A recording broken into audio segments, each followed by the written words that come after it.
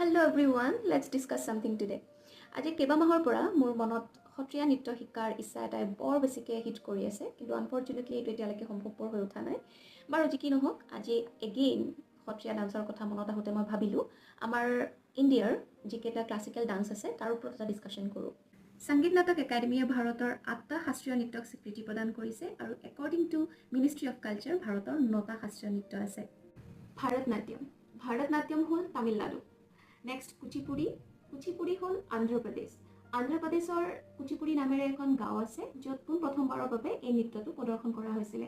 Next Mohiniyattam আৰু কথকলি এই দুয়োটা শাস্ত্ৰীয় নৃত্য একেখন ৰাজ্যৰ, যিটো হ'ল কেৰালা। আৰু ইয়াৰ পিছত তিনিটা শাস্ত্ৰীয় নৃত্য মনত ৰাখিবলৈ বৰ ইজি, সেইটো হ'ল সত্ৰীয়া আমাৰ অসমৰ, আৰু বাকী দুটা নামৰ লগতে যায় মণিপুৰ, ওড়িশা। লাষ্টলি